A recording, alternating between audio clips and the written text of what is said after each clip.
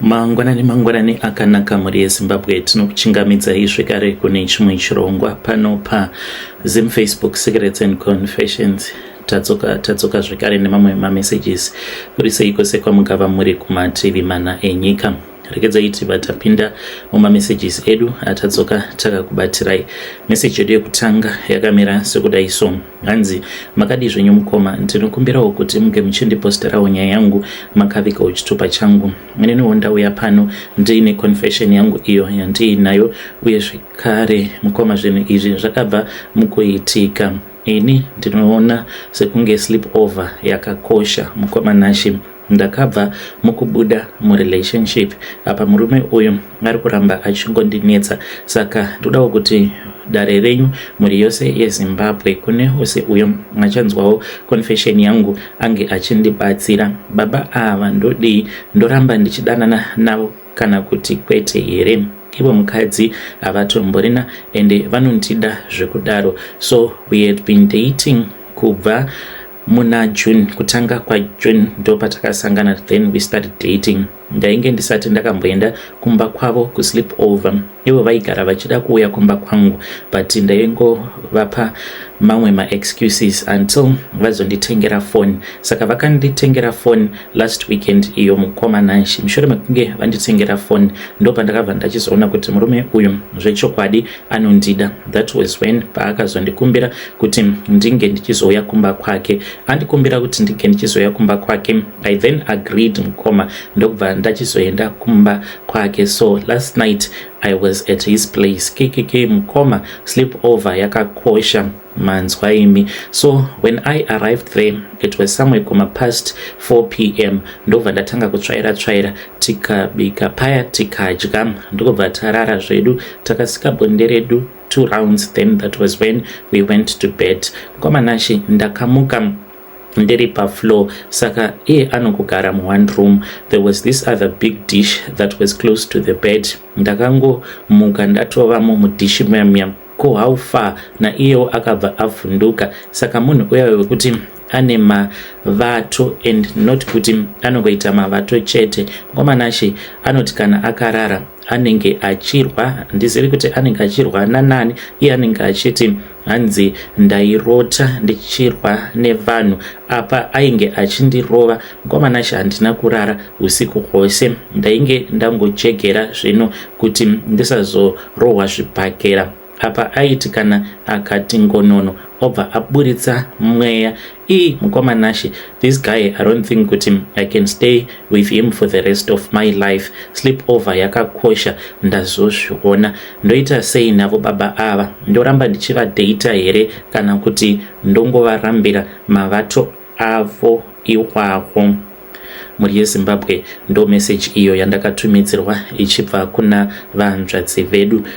Pakaipa ngatitaurei navo mucomment section. Hanzi ndoramba ndichidanana naye here murume uyo wavari kudanana naye kana kuti vongosiyana navo mukoma ivavo? Regedzai tibva taenda panyedu inotevera. Nyedu inotevera yakamira sekudai so. Hanzi makadi zvenyu mukoma ndinokumbirawo kuti muge muchindiposterawo nyaya yangu makavikawo chitupa changu. Ininiwo ndiri murume uye zvekare ndine makore 42 years ekuberekwa. Ndakauya muno muSouth Africa apo pandakatiza mhuri yangu kuZimbabwe. Pandakauya kuno kuSouth Africa mainge muri mugore ra2006. Ndauya kuno, that was when pandakabva ndachizowana permanent resident permit. Makore acho iwawo waiti kana uri muZimbabwe kana ukangoshanda kana gore vaibva vatokuita permanent resident, because makore acho iwawo vekumusha tainge tichitori vashoma, vazhinji vakazongorora vakadzi vemunomo. So ndakabva ndachizotanga kushanda pane rimwe prazi. Ndichishanda paprazi kudaro ndobva ndachizosangana neuyo akazova mudzimai wangu. So takazobudamo muprazi muya ndokubva tachizotanga kugara muJoburg, because ndoma ainge akazvarirwa, kunyange zvedu tainge takasangana muMessina. Ipapo pane zvainge zvichiitikawo muupenyu hwake. Then takazoti tava kugara muJoburg, ndakabva ndachizongoisawo application yangu kune imwe mine and ndikabva ndawana basa kumaini kuya ndikabva ndatanga kushanda kumaini. Nezvemukadzi ndainge ndatokanganwa nezvake. Chakaitika mukomana ichi kuti ndinge ndichizobva kuZimbabwe ndichiuya muno muSouth Africa yainge iri nhau yenhamo. Mukomana ichi ndainge ndaedza nepose pandainge ndichigona napo, ndikaona kuti ndiri kutadza kuriritira mhuri yangu. Saka mudzimai wangu akabva achizotorwa nevabereki vake.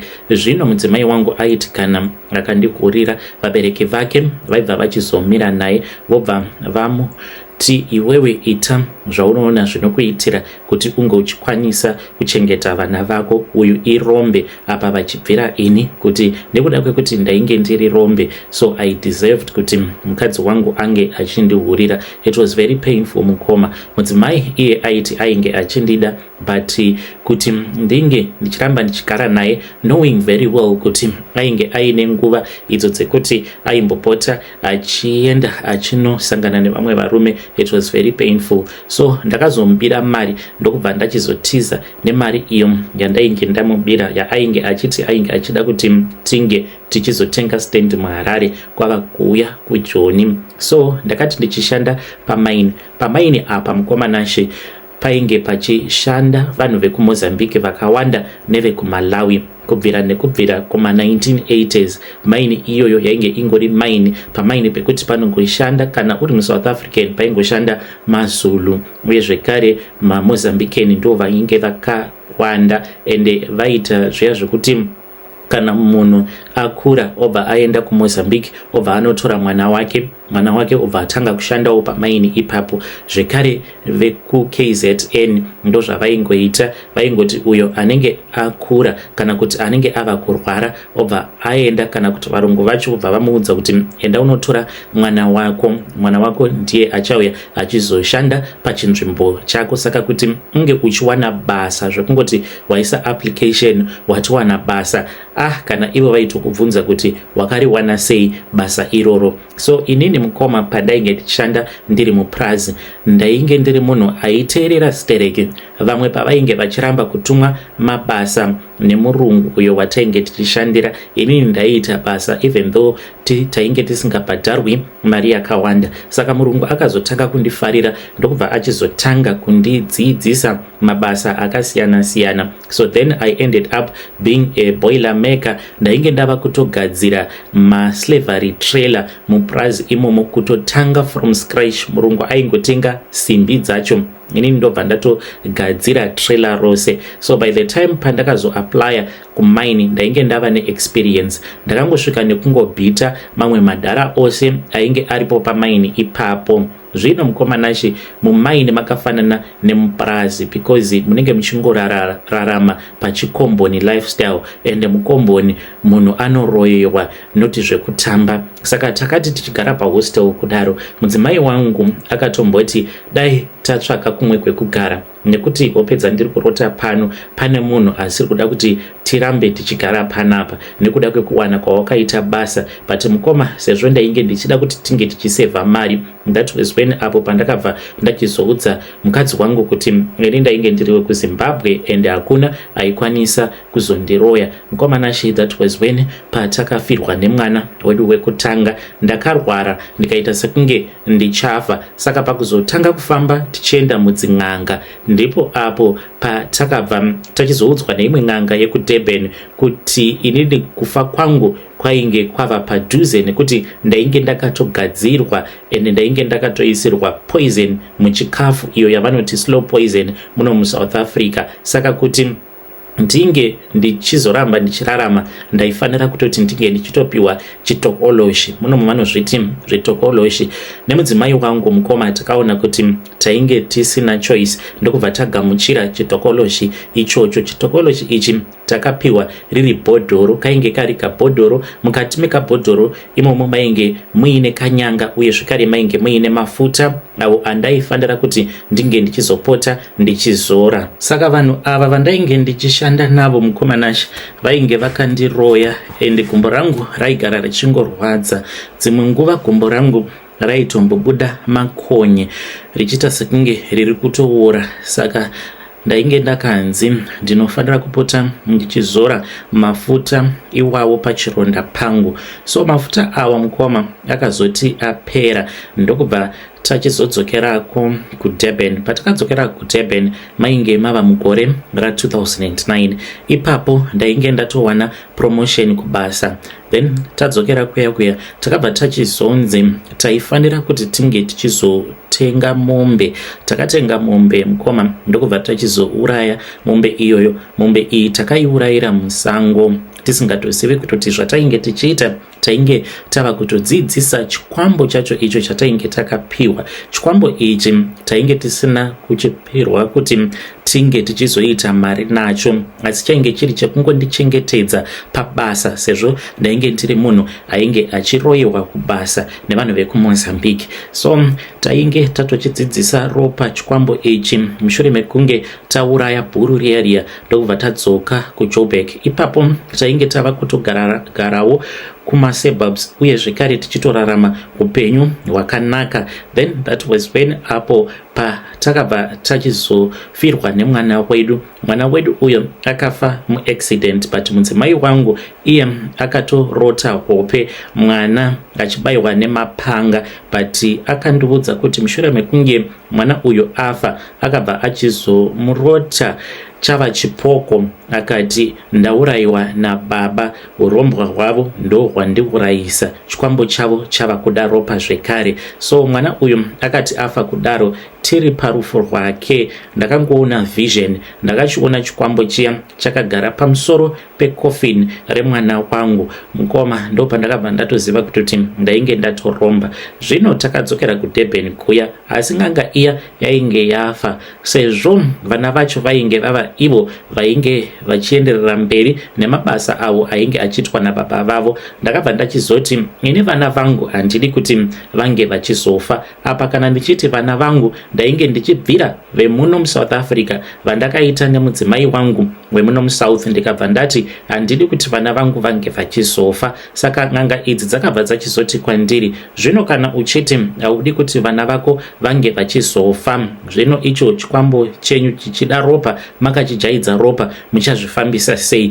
That was when apo mukoma pandakabva ndachizosarudza kuti vana avo vandakasiya vandakaita nemukadzi wekuZimbabwe ivo vange vachizofa. Ndakanyora mazita avo ndakamanyora pachipepa, but rainge riri bepa tsvuku, ndikanzi ndinge ndichinyora nepeni yered. Ndakaita sekudaro ndokubva ndanzi ndinge ndichizoisa muhari. Ndakabva ndachizoisa muhari. Mushure mekunge ndaisa muhari mukwamanashe ndo patakabva tachizonzi kana tasvika muJoburg tobva tachizoenda kumakuva.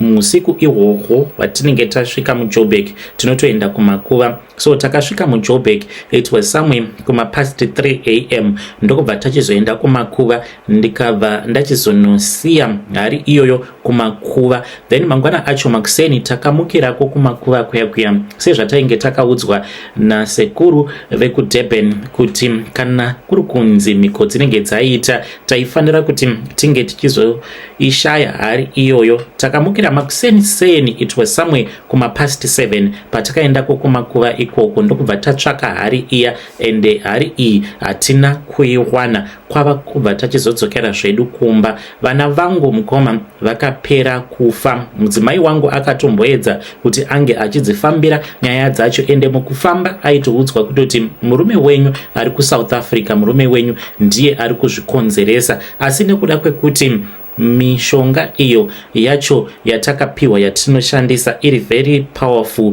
nenganga yekuDurban, kunyangwe zvikanzi akada kuita go back to sender haambofi akandihwena. Ndiyo secret yangu mukoma yandinayo, ende ndakachekeresa vana vangu, uyo wandakazvara nemuSouth African zvekare neavo vandakaita nemudzimai wangu wekumusha. Zvakangobva pakuti mukadzi wangu aindihurira zvainge zvichizivikanwa neruzevha rwose, asi chekuita painge pasina. Aitohura nevarume vainge vaine mari. Iniwo ndikaita sarudzo dzangu dzekuti ndinofanira kuti ndinge ndichizovawo munhu akapfuma. Saka nemudzimai wangu basa redu ratinoita ndere matenda, tinobata matenders muno munyika yevatorwa. Saka tinoti kana paya kana kuri kunzi tinenge tichida kunoita tender bidding, tinenge tichifanira kuti tinge tichitenga mbudzi iyi kana taitenga tinoiurayira mubedroom medu inini namadam, then kana tauraya mbudzi iyi tinobva tachizonwa ropa, tinoita mazuva tichinwa ropa rembudzi iyoyo.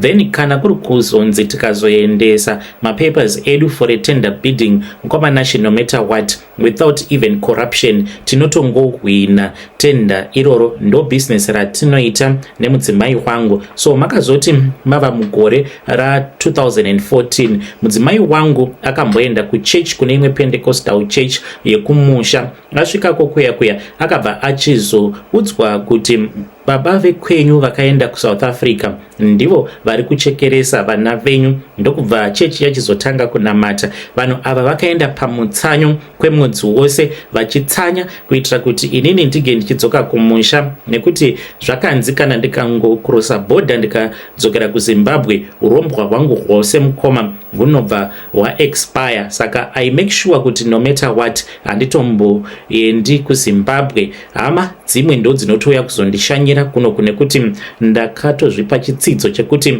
ndichafira zvangu muno muJoni sezvo ndiine mari dzangu uye zvekare ndakaita vana vangu nemukadzi wangu. So there is no need yekuti ndinge ndichizonzi ndaenda kuZimbabwe. So mukomanashi akati ariko ikoko vanhu vachitsanya, taitova nedzimwe nguva dzekuti taitopota tichitorohwa nacho chikwambo chedu, asi takaramba takangoshinga tichitevedzera mhiko idzo dzatainge takanzi tinge tichitevedzera kuti maKristu tinge tichimashayisa simba. Tainzi ini ndaifanira kuti ndinge ndichirara nemapenzi wangu mudzimai ndaimutsvakira vaya vana nyaupe vekuti ange achirara navo. Mudzimai wangu aitorarwa nana nyaupe. Ndakatarisa taingodriva topinda muJoburg muCBD, takangopfeka marengenya, then tobva tatsvaka kwekupaka motikari yedu. Taiti kana tatsvaka kwekupaka motikari yedu kudaro, ndobva ndatanga kufamba nemudzimai wangu. Kana tikawana panenge paina vana nyaupe, ndobva ndatotaura nana nyaupe, ndobva ndati ndine hure rangu randiinaro, tichita sekunge mastreet kid but tiri kutsvaka madrugs, ende kana kuri kunzi mune madrugs tipeiwo madrugs, tipute nemi movha marara nehure rangu. Saka vana nyaupe vaibva vachizobvuma, then vobva varara nemudzimai wangu. Ndopakabva HIV ipapo. Nemudzimai wangu tose tiri HIV positive, but izvi takazviita kuchengetedza upfumi hwedu. Kana mukaposta nyaya yangu muzondizivisawo, ndichange ndichizotevererawo ndiri mucomment section.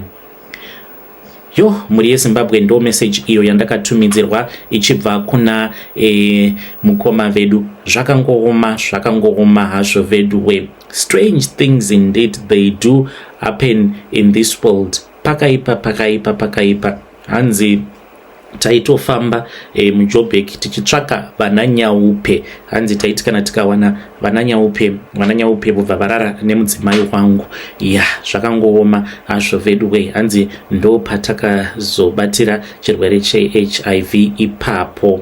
Strange things indeed they do happen in this world. Ngati sanganei zvekare mune zvimwe zvirongwa zvinotevera.